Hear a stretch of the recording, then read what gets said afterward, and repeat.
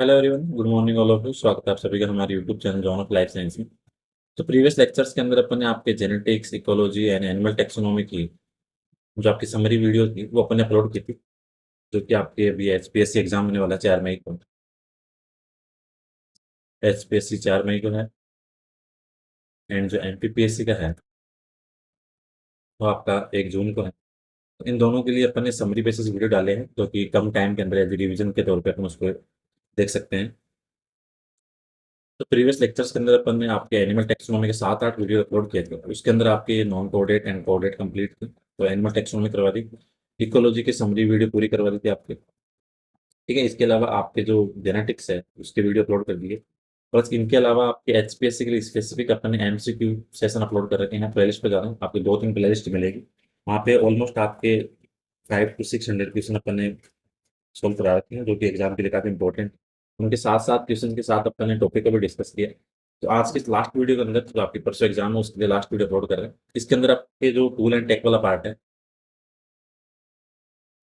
इसके लिए summary video upload कर रहे हैं। तो टूल एंड टेक्निक्स के अंदर जो भी इंपॉर्टेंट चीजें आती हैं उन सब डिस्कस करने की कोशिश करेंगे। ठीक है, एक क्लास के अंदर वैसे ऑलमोस्ट सारी चीजें तो नहीं कवर हो सकती, काफी बड़ी यूनिट है, बट वो चीजें डिस्कस करेंगे जहाँ से एग्जाम के डायरेक्ट क्वेश्चन बनते हैं। ठीक है, एज ए वन लाइनर के तौर पे तो सिंपल सिंपल सी बातें हैं, उनको देखेंगे जहाँ से एग्जाम में डायरेक्ट क्वेश्चन आते हैं, छोटे छोटे जो कुछ स्टेटमेंट बेस्ड हो जाते हैं, कुछ आपके एमसीक्यू बेस्ड पे होते हैं। तो उन सबको अपन यहाँ पे देखें। ठीक है, तो सबसे पहले आता है आपके मोलिकुलर मार्कर।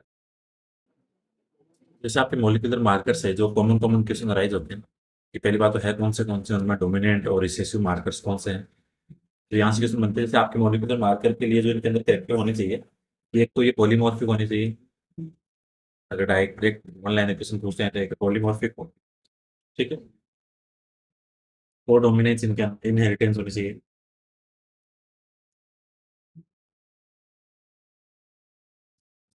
ठीक है, और ये आपके जीनोम के अंदर डिस्ट्रीब्यूट होना चाहिए थ्रू आउट जीनोम। ठीक है, तो ये बातें होनी चाहिए आपके एक मॉलिक्यूलर मार्कर के कैरेक्टर्स की। फिर इसके अंदर आते हैं जैसे आपके एक का डोमिनेंट। डोमिनेंट मार्कर कौन से हैं? डोमिनेंट के अंदर आते हैं आपके एक तो AFLP। ठीक है, RAPT। ठीक है, ये कॉमन कॉमन है जो आप इसके अंदर आते हैं डोमिनेंट के अंदर। तो रिसेसिव के अंदर से आपके RFLP हो गया। फिर एक इसके अंदर ध्यान रखो कि नॉन पीसीआर, सॉरी रिसेसिव नहीं, codominance, non PCR plus codominance marker कौन सा है? वो होगा आपके RFLP। और ये आपका हाइब्रिडाइजेशन बेस्ड होता है, तो इसका भी आपको ध्यान रखना है। ये क्वेश्चन आता है एग्जाम के अंदर कि नॉन पीसीआर प्लस आपके कोडोमिनेंस कौन सा है, तो वो होगा आपका RFLP। ये आपको ध्यान रखना है, इंपॉर्टेंट चीजें हैं एग्जाम के लिए इंपॉर्टेंट।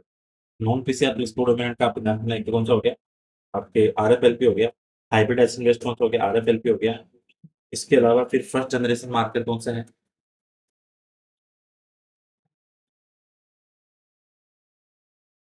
तो आपके RFLP। सेकंड जनरेशन आपके RAPT।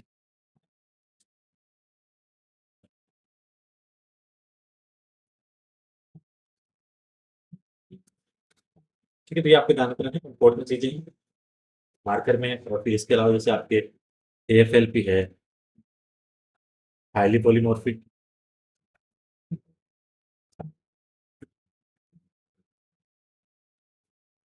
RFLP है, लो पॉलीमॉर्फिक। ठीक है, फिर आपके जो RAPT है इसके अंदर not involve any blotting and hybridisation. Simple simple चीजें आपको इसका ध्यान रखना है जहाँ से एग्जाम के अंदर क्वेश्चन आते हैं। एक और आती है आपके इसके अंदर मॉलिक्यूलर मार्कर में, जैसे एक आपके TRF LP। ठीक है, ये आपके terminal restrictor fragment length polymorphic. ठीक है, ये काम आती है आपके किसके लिए? कैरेक्टराइजिंग बैक्टीरियल कम्युनिटी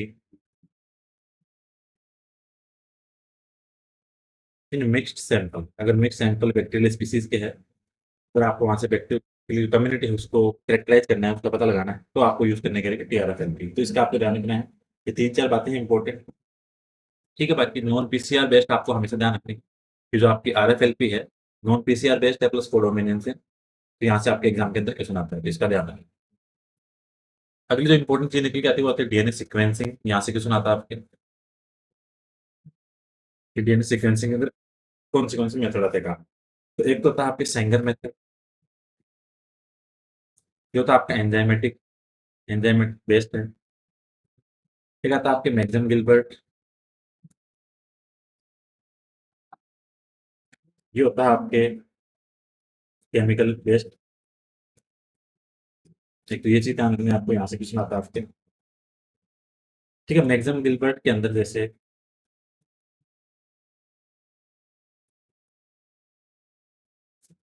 जो अलग-अलग जो उसके केमिकल्स जैसे डीएमएस है, वो वर्क करेगा किसके अंदर गुआनिन बेस पे, फॉर्मिक एसिड है, वो करेगा आपके एडेनिन और गुआनिन का, हाइड्रोजन है, वो करेगा एडेनिन और थाइमिन पर, फिर आपके हाइड्रोजन प्लस NaCl है, प्लस NaCl, ये करेगा आपके साइटोसिन पर। तो ये आपको चारों केमिकल का ध्यान रखना है कि कौन सा किस पे बेस्ट करता है। इसलिए अपन सेंगर मेथड को क्या, मैक्सम गिलबर्ट को क्या बोलते हैं, केमिकल बेस्ड। इसके अंदर फिर एक और आता है आपके जो केमिकल काम आता है पाइपरडीन, जो काम क्या करता है, break phosphate backbone,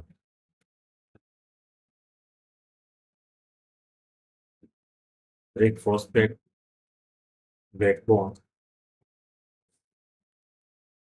of modified nucleotide.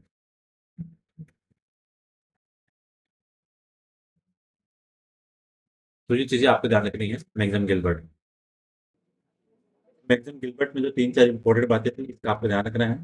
ठीक है, कि कौन से केमिकल हैं इसके अंदर जो काम आते हैं, और क्योंकि आपके केमिकल बेस्ड है तो इसका आपको ध्यान रखना है। सारे के सारे जो इंपॉर्टेंट जैसे पाइपरडीन है, बाकी जो मॉडिफाइड न्यूक्लियोटाइड पे काम करते हैं, डीएमएस हो गया। ठीक है, जैसे आपका डीएमएस एक इधर, एक सेकंड। ठीक है, जैसे डीएमएस जी पे कर रहा है, फॉर्मिक एसिड एच जी पे कर रहा है, तो इन सबका ध्यान रखना है, पाइपरडीन का भी आपको ध्यान रखना है। ठीक है, तो ये इंपॉर्टेंट चीजें हैं। इसके अलावा फिर आती है आपकी सेंगर सीक्वेंसिंग,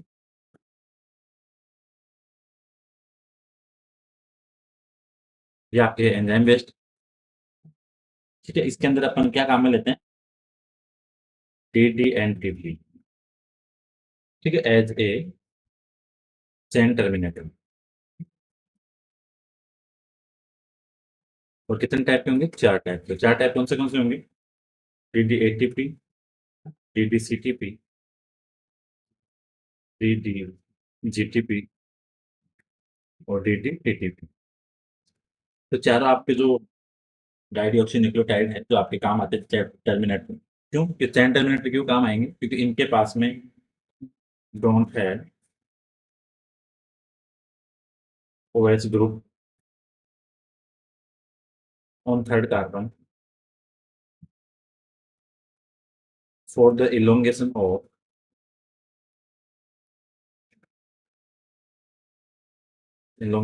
न्यूक्लियोटाइड चेन। ठीक है, तो न्यूक्लियोटाइड चेन इलोंगेट नहीं करेगी तो वहां से क्या होगी, टर्मिनेट होगी। तो चेन टर्मिनेटर जो सीक्वेंसिंग मेथड है जहाँ पे आपके काम आता है DDNT के। ठीक है, तो वो कौन सी आपकी सिंगल सीक्वेंसिंग। तो ये आपको ध्यान रखना, ये इंपॉर्टेंट है। फिर आती है आपकी एक पायरो सीक्वेंसिंग, जो कॉमन कॉमन तीन ही है। ठीक है, पायरो सीक्वेंसिंग आपको ध्यान रखनी है। और ये होती है आपकी इमल्सन पीसीआर बेस्ड।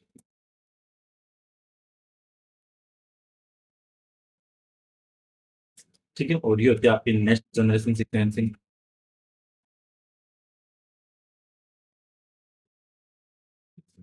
ठीक है, और इसके अंदर light use for check nucleotide sequence. यहाँ पे लाइट यूज होगी किसके लिए, न्यूक्लियोटाइड चेन सीक्वेंस को देखने के लिए। ये आपको ध्यान रखना है। और यहाँ पे जो न्यूक्लियोटाइड रिमूव किए जाएंगे वो किस एंजाइम के द्वारा किए जाएंगे, एफ आईरेज के द्वारा। तो एफ आईरेज जो एंजाइम है फॉर न्यूक्लियोटाइड रिमूवल। ये आपको ध्यान है। फिर इनके अलावा फिर आपके जैसे और छोटे छोटे आते हैं, जैसे आपके एक सीक्वेंसिंग आती है SMRT। ठीक है, इसका फुल फॉर्म है single molecule real time sequence.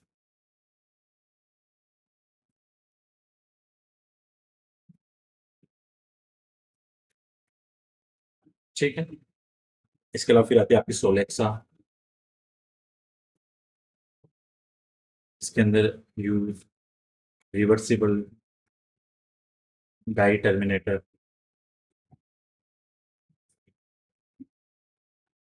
फिर आती है आपकी कॉलोनी। इसके अलावा एक आती है आपकी AFS। AFS की फुल फॉर्म है ऑटोमेटेड फ्लोरोसेंस सीक्वेंसिंग।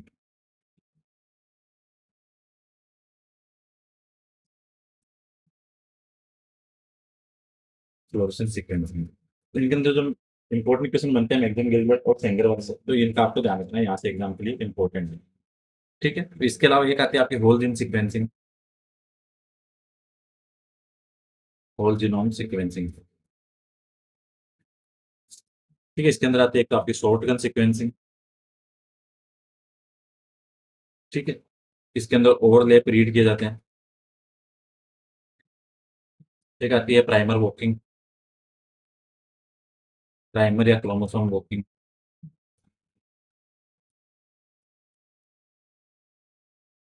ठीक है, bye chain terminator.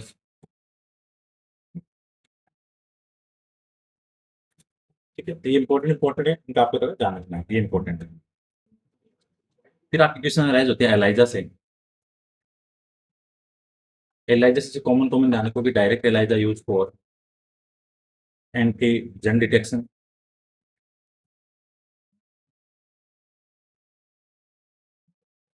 Indirect for antibody.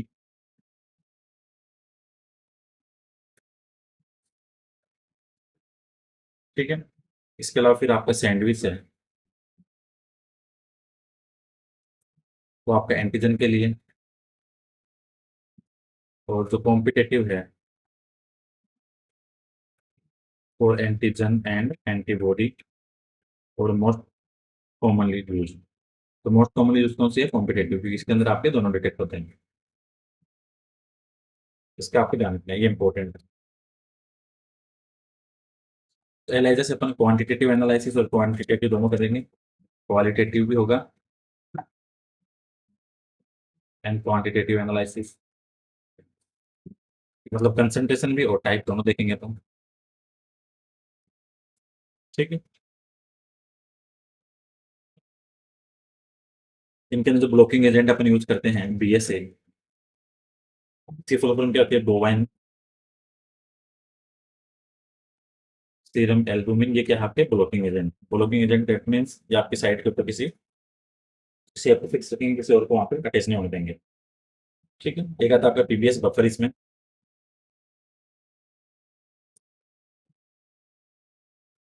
PBS की फुल फॉर्म होती है phosphate buffer सेलाइन।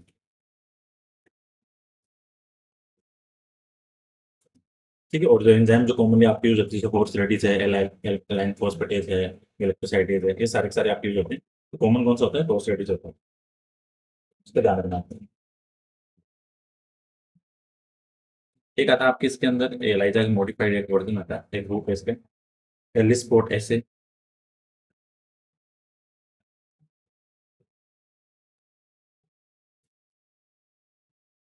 Modification of ELISA.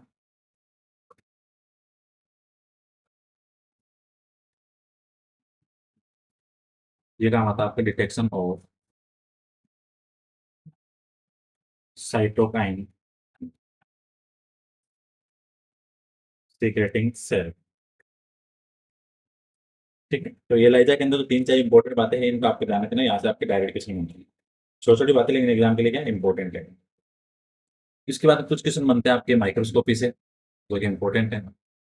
Microscopy जैसे काफी बड़ा टॉपिक है, कम से कम 10-15 वीडियो लगे, लेकिन यहाँ पे अपन वो बातें डिस्कस करते हैं जहाँ से डायरेक्ट आपके क्वेश्चन बनते हैं। ठीक है, जो कॉमन कॉमन एग्जाम के लिए इंपॉर्टेंट है।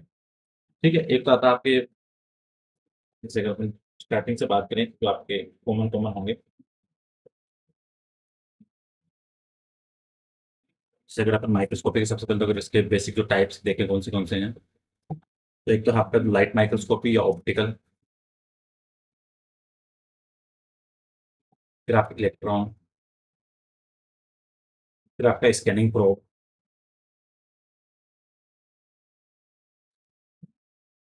इलेक्ट्रॉन के अंदर आपके सैमटैम,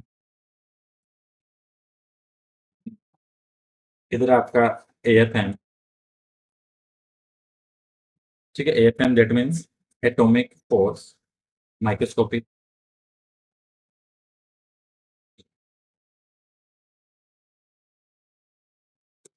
ठीक है, लाइट के अंदर आएंगे आपके bright field, dark field, confocal, fluorescence, और एक आता है आपका PCM phase contrast fluorescence type. ठीक है, तो पहले तो आपको टाइप पता होंगे बेसिक बेसिक। इलेक्ट्रॉन के अंदर तो आपके फिक्सेटिव काम आते हैं, जैसे एक प्राइमरी फिक्सेटिव होता है,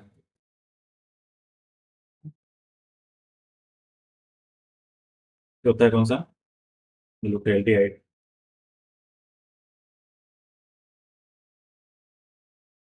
और ये काम करता है कौन सा, प्रोटीन ग्रोथ लिंकर का।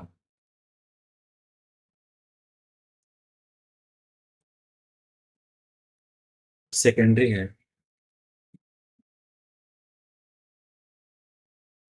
Osmium tetroxide. ध्यान रखना एग्जाम के अंदर डायरेक्ट पूछते हैं, तो प्राइमरी है ग्लूटाल्डिहाइड, सेकेंडरी आपको ओस्मियम टेट्राऑक्साइड।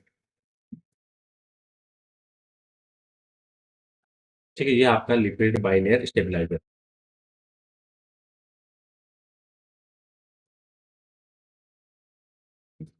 ये आपके ध्यान रखेंगे। ठीक है, इसके अलावा फिर जो कॉमन कॉमन और क्वेश्चन बनता है आपके, जैसे जहाँ से एग्जाम के लिए इंपॉर्टेंट है उसी को अपन डिस्कस करेंगे। यहाँ पे सारी बातें तो कवर कर भी नहीं पाएंगे एक वीडियो के अंदर। ठीक है, जैसे आपका ब्राइट फील्ड है,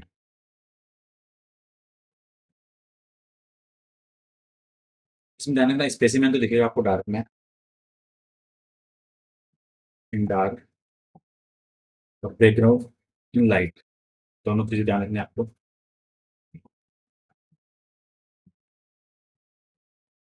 स्पेसिमेन डार्क और बैकग्राउंड इन ब्राइट, ये दोनों चीजें आपको ध्यान रखनी है। ठीक है, ये लाइट माइक्रोस्कोपी का टाइप है, और यहाँ पे अपन विदाउट स्कैनिंग, विदाउट स्टैनिंग भी यूज कर सकते हैं।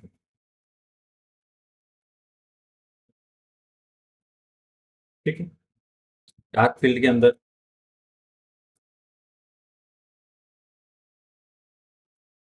बैकग्राउंड डार्क,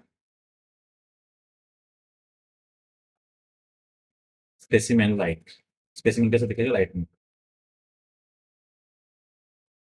ठीक है, ये भी विदाउट स्कैनिंग, स्कैनिंग सॉरी।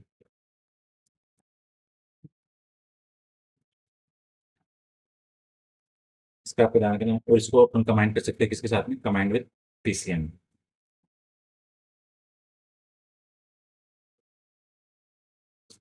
ठीक है, और डार्क फील्ड के अंदर अपन लाइव सेल विदाउट स्टैंडिंग, इसका आपको ध्यान रखना है। फिर आता है आपका फेस कॉन्ट्रास्ट, पीसीएम। ठीक है, ये काम करता है आपके इंटरफेरेंस प्रिंसिपल पे। ये क्वेश्चन आता है एग्जाम के अंदर, इंटरफेरेंस प्रिंसिपल पे, या इसको बोलते हैं इंटरफेरेंस माइक्रोस्कोपी बोलते हैं। ट्रांसपेरेंट ऑब्जेक्ट देख पाएंगे विदाउट स्कैनिंग के, विदाउट स्कैनिंग, इसका आपको ध्यान रखना है, ये इंपॉर्टेंट है। ठीक है, तो कहने का मतलब यहाँ पे know stand required, know stand required. इसका डिसएडवांटेज है, disadvantage, yellow light formation, yellow light ring formation. ठीक है, इसका आपको ध्यान रखना है, और ये यूज किसके लिए आता है, फॉर लाइव सेल और अनस्टैंड सेल। लाइव और अनस्टैंड सेल के लिए कौन सा आपका आएगा, और फ्लैजिला और सीलिया मूवमेंट के लिए। अगर फ्लैजिला सीलिया मूवमेंट ऑब्जर्वेशन देखनी है तो आप यूज करोगे कौन सा, फेस कॉन्ट्रास्ट माइक्रोस्कोप, ये इंपॉर्टेंट है, इसका ध्यान रखना। फिर आता है आपके एटॉमिक फोर्स माइक्रोस्कोपी, मतलब एएफएम, इलेक्ट्रॉन माइक्रोस्कोपी का वैसे वर्जन है। इमेज चेक इन नैनोमीटर,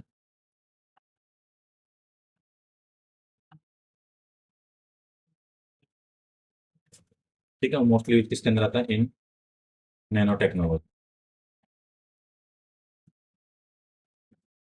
ठीक है, ये इंपॉर्टेंट है। फिर आता है आपके कौन फोकल। इसके अंदर एक तो आपके 3D वर्जन इमेज होगी आपके पास, लाइव सेल विजुलाइज। ठीक है, दूसरी चीज, यहाँ पे एक पिन होल ऑपरेटर्स काम आता है, ये इंपॉर्टेंट क्वेश्चन है, ध्यान रखें। Pin hole operator. ठीक है,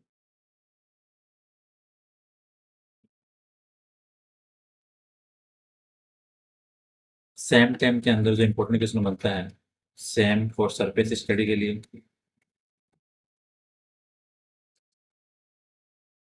और टेम है वो आपका इंटरनल स्ट्रक्चर के लिए।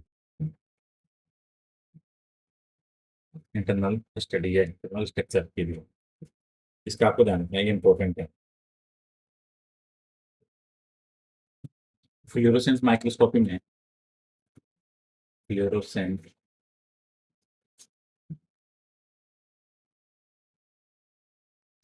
इसके अंदर जो लाइट सोर्स है,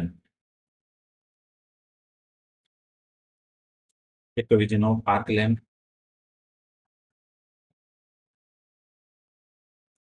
और एक हो गया आपकी मरकरी वेपर लैम्प। इसका आपको ध्यान रखना है। और यहाँ पे सैंपल क्या करेंगे, फ्लोरोसेंस स्टेंस से डाइट यूज करेंगे। ठीक है, जिसके अंदर आपके डीएनए आरएनए हाइब्रिडेशन होगा। ठीक है, सेल कंपार्टमेंट के लिए, सिग्नलिंग पाथवे के लिए इसको यूज क्यों करेंगे, और सिग्नलिंग पाथवे,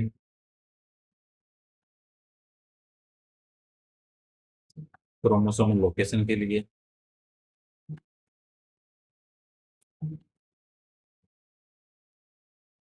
ठीक है, तो ये आपको बेसिक ध्यान रखना है, जो एग्जाम के लिए इंपॉर्टेंट है।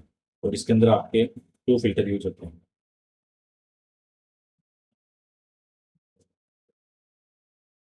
ठीक है, एक तो एक्साइटेशन होता है, एक बैरियर लाइट फिल्टर। इन दोनों का आपको ध्यान रखना है। और सैम टाइम के अंदर जो सेक्शन कटिंग होती है, सैम टाइम सेक्शन कटिंग के लिए जो ग्रिड काम में लेते हैं, वो कॉपर ग्रिड काम आते हैं, कॉपर ग्रिड और सेक्शन कटिंग। ठीक है, तो बेसिक बेसिक से क्वेश्चन बन सकते थे वो एग्जाम के लिए। इसके अलावा फिर बाकी तो काफी सारी डिटेल्स है, लेकिन जो एग्जाम के लिए अपन एक बार इंपॉर्टेंट देख सकते हैं। ठीक है, इसके अंदर फिर आपके आते हैं जैसे, minimum resolution of electron microscope का,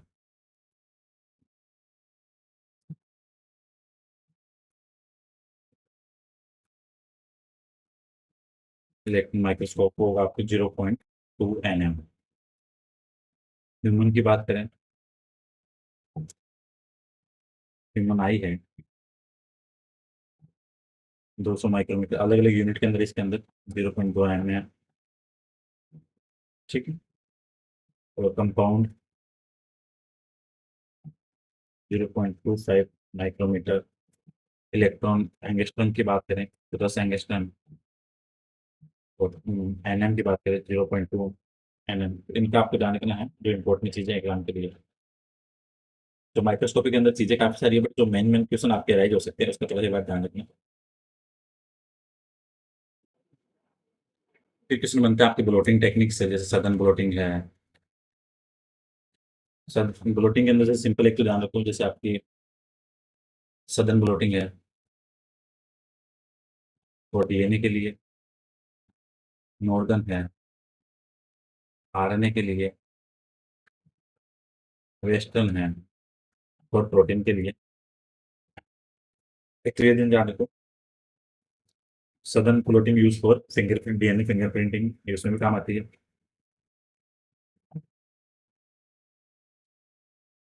ठीक है, और इसके अलावा जैसे आपके वेस्टर्न ब्लोटिंग हो गया, सदर्न हो गया, नॉर्दर्न हो गया। ठीक है, फिर एक आती है आपकी सदर्न वेस्टर्न ब्लोटिंग, या फिर आपके डीएनए प्रोटीन इंटरेक्शन को चेक करने के लिए, डीएनए प्रोटीन इंटरेक्शन के लिए। एक आती है आपकी गार्डन ब्लोटिंग,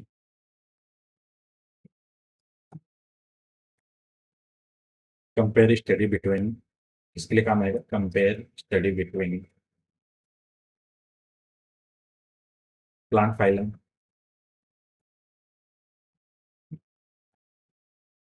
एक आती है फार वेस्टर्न ब्लोटिंग,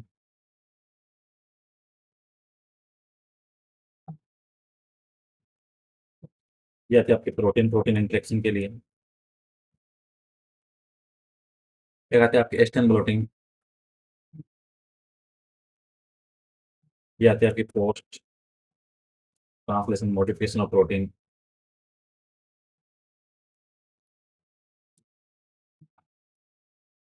ये प्रोटीन के जो पोस्ट ट्रांसलेशन मॉडिफिकेशन उसके तो एस्टर्न के द्वारा, फिर आती है आपकी zoo blotting animal phylum comparison study के लिए।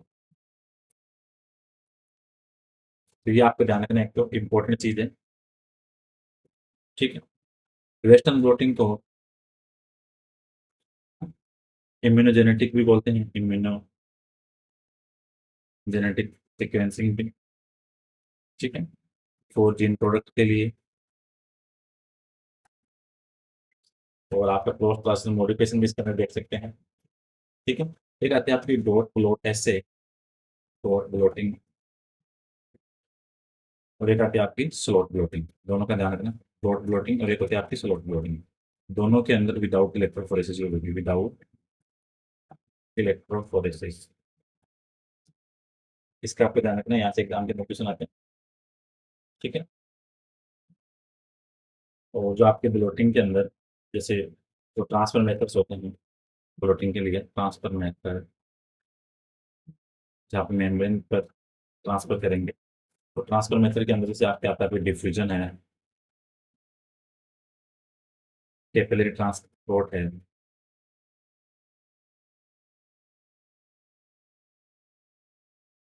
ठीक है, हीट एक्सिलरेटेड, कन्वेंशनल ट्रेक है, कन्वेंशनल ट्रेस, ये भी मेथड है। एक आता है आपके वैक्यूम फ्लोटिंग जो ट्रांसफर का मेथड है, एक आता है आपके इलेक्ट्रोफोरेटिक,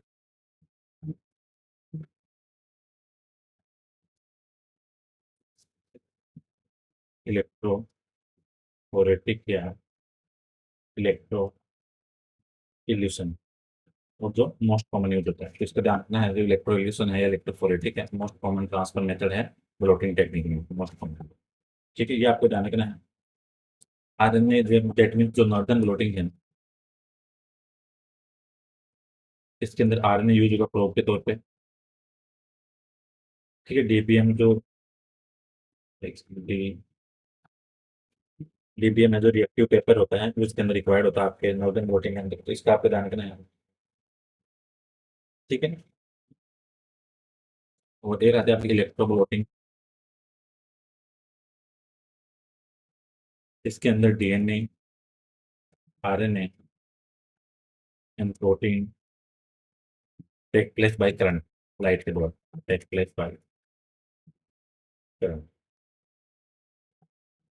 तो ये आपको ध्यान रखना है, जो डीबीएम है वो यूज होती है किसके अंदर, नॉर्दर्न वोटिंग के अंदर, आरएनए यहाँ पे टेम्परेट यूज पे तौर होगा, ये सिंपल सिंपल सी ये बातें हैं, वहाँ का आपको थोड़ा ध्यान रखना है एग्जाम के अंदर, ठीक है। तो कॉमन कॉमन क्वेश्चन बन सकते हैं जब तो अपन यहाँ पे देखते हैं, इसके अलावा इसके अंदर दो तीन चीजें और हैं, जैसे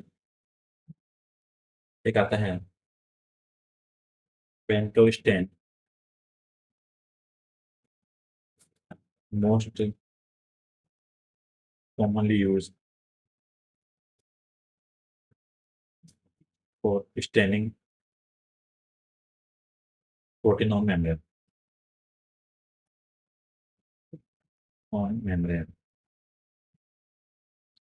ये ध्यान रखना, एक आता है आपके मैमकोड स्टेन,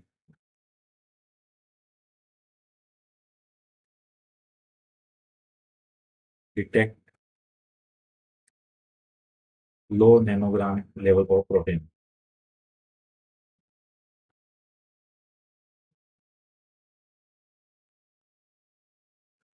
ठीक है, तो ये आपको ध्यान रखना, डॉट ब्लॉट और स्लॉट ब्लॉट के अंदर आपको ध्यान रखना, यहाँ पे आपके इलेक्ट्रोफोरेसिस यूज नहीं होगा, इसके अलावा इसके अंदर आपके ब्लोटिंग में ब्लोटो casein PSA, SEA and super blocking buffer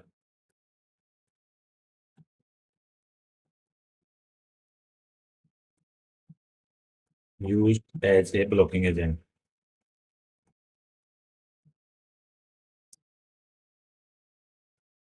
तो ये आपको ध्यान रखना है कॉमन कॉमन जो चीजें इसकी आपकी फ्लोटिंग टेक्निक वाली, जहाँ से आपके एग्जाम के अंदर डायरेक्ट क्वेश्चन बन सकते हैं। इसके अलावा फिर आपके कुछ क्वेश्चन बनते हैं आपके इंपॉर्टेंट बात देख लेते हैं क्रोमेटोग्राफी की।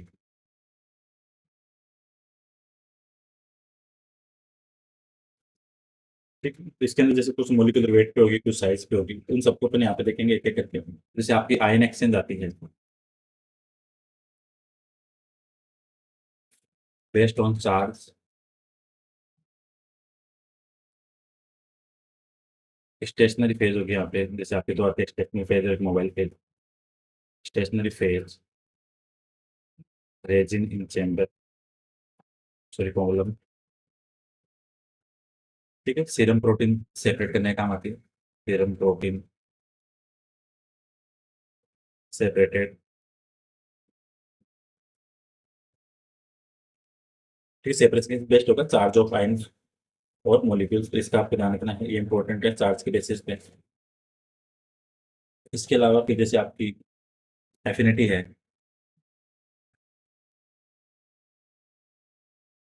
Based on adoption.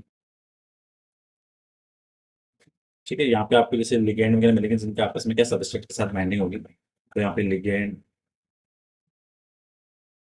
और सबस्ट्रेट देखें। जैसे एंजाइम की बात करें, ठीक है, तो यहाँ पे आपके काफी सारे एंजाइम्स आएंगे, जैसे एंटीबॉडी के लिए एंटीजन हो गया, लेक्टिन के लिए शुगर। ठीक है, तो एफिनिटी के बेस पे आपकी जो एब्जॉर्प्शन क्रोमेटोग्राफी प्रिंसिपल पे काम करेगी, वो होगी आपकी एफिनिटी क्रोमेटोग्राफी, जिसके अंदर से आपके और हार्मोन, जैसे आपके एविडिन है, इसके लिए बायोटीन, ये आपको ध्यान रखना है। इसके अलावा फिर जैसे आपके निकल के आते हैं सामने साइज एक्सक्लूजन है,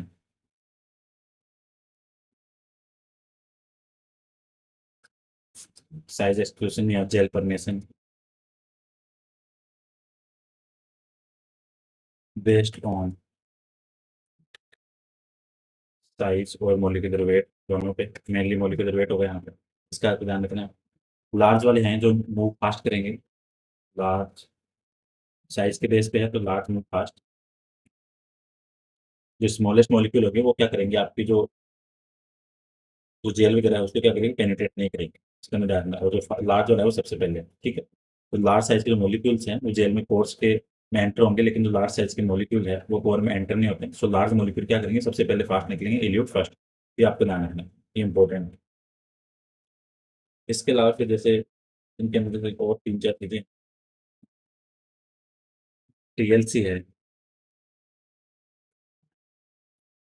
एब्जॉर्प्शन क्रोमेटोग्राफी।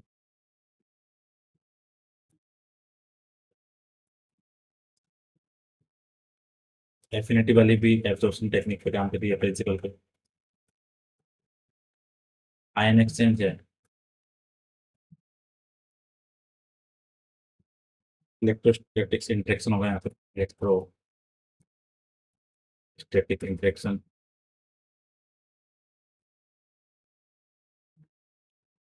पेपर क्रोमेटोग्राफी है, based on solubility।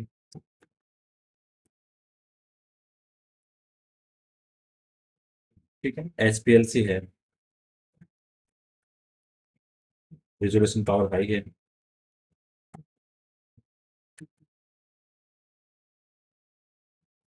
Based on polarity.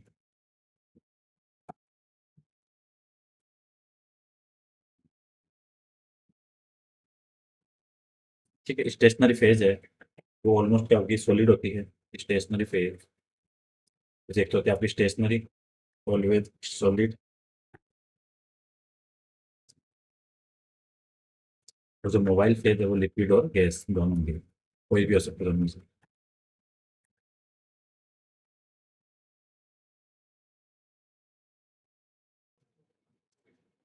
एक इम्पोर्टेंट चीज बता रहा था, सिलिका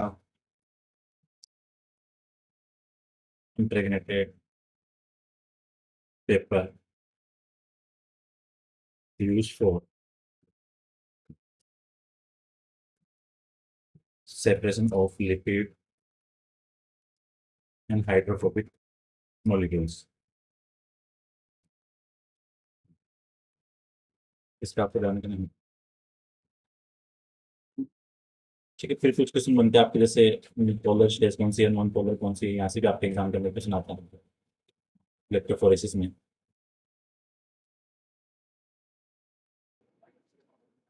इलेक्ट्रोफोरेसिस के अंदर से एक आपका एसटीएस फेज है, वहाँ से दो तीन जो इंपॉर्टेंट क्वेश्चन बनते हैं। एसटीएस डिटर्जेंट कोवलेंट बॉन्ड,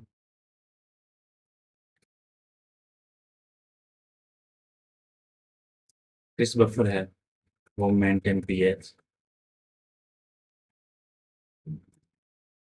एक आता है इसके अंदर APS, free radical initiative, free radical initiator. ठीक है, इंपॉर्टेंट इंपॉर्टेंट चीजें इसका थोड़ा ध्यान रखनी। एक आता है टीएमईडी, ठीक है, फ्री रेडिकल स्टेबलाइजर है।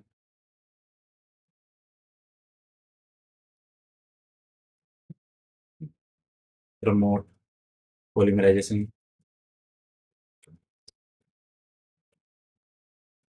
ठीक है, इसके अंदर फिर आपके जैसे पेपर आते हैं अलग अलग, इनके पीएच का ध्यान रखना, यहाँ से क्वेश्चन बनता है, जैसे रनिंग बफर है,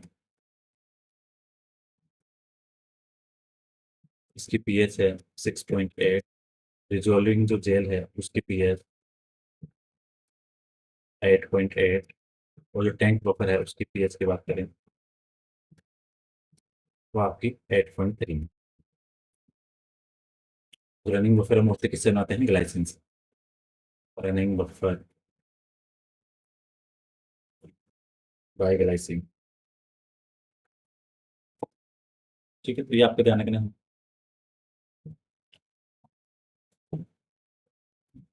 टू बी जेल है, ये काम करेगा आपके जो सेम प्रोटीन को साइज, सेम प्रोटीन साइज के बेस पे जो सेपरेट करना है उसके लिए। ठीक है, मॉलिक्यूलर वेट के बेस पे भी जो अलग अलग वेट की प्रोटीन है उसके लिए। ठीक है, आइसोइलेक्ट्रिक है, पहले आइसोइलेक्ट्रिक बेस पे उनको सेपरेट करेंगे, फिर उनके मॉलिक्यूलर बेस पे। इस पर दोनों चीजें ध्यान रखो, तो पहले तो किस पे करेंगे, आइसोइलेक्ट्रिक बेस पे वे सेपरेट, फिर मॉलिक्यूलर वेट के बेस पे सेपरेट करेंगे, तो ये हो गया आपका फूडी जेल। इसका आपको ध्यान रखना, यहाँ से एग्जाम में क्वेश्चन बनते हैं।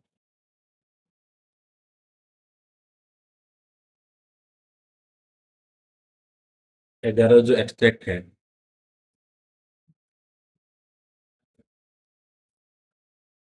एगारो एक्सट्रैक्टेड फ्रॉम सीवी। ठीक है, एगारो जेल इलेक्ट्रोफोरेसिस है, ये based on charge, shape, size और मॉलिक्यूलर वेट। ठीक है, एसटीएस किस पे करेगा, मोस्टली मॉलिक्यूलर वेट पे। ठीक है, एक चीज ध्यान रखना एसटीएस के अंदर, आप STS can separate lipoprotein but not lipid, ये आपको ध्यान रखना है। तो आज की क्लास के अंदर मैक्सिमम जो इंपॉर्टेंट बातें अपन डिस्कस कर सकते थे वो सारी बातें अपन डिस्कस की। ठीक है, टूल एंड टेक्निक काफी लंबा पार्ट है, लेकिन जहाँ से आपके एग्जाम में क्वेश्चन आ सकते हैं वो सारी बातें अपन यहाँ पे डिस्कस करेंगे। तो आज की क्लास के अंदर आपके टूल एंड टेक्निक्स के अंदर ऐसा नहीं है कि इसके अंदर अपन सारी बातें डिस्कस कर पाएंगे, क्योंकि 40-45 मिनट की क्लास के अंदर वो बातें डिस्कस कर सकते हैं जो माइंड के अंदर आए, जो समरी बेसिस हो, जहाँ से क्वेश्चन बन सके। तो होपफुली सेशन आपके लिए इंपॉर्टेंट रहेगा एग्जाम के लिए। ठीक है, animal taxonomy, ecology, genetics, tool and technique के वीडियो अपन अपलोड करती है, ये आपके एचपीएससी एग्जाम के लिए मोस्ट प्रोबेबली आपको यहाँ से कुछ ना कुछ बेनिफिट आपको एग्जाम में मिलेगा। ठीक है, so thank you so much for watching this video and all the best for exam. मिलते हैं नेक्स्ट सेशन में।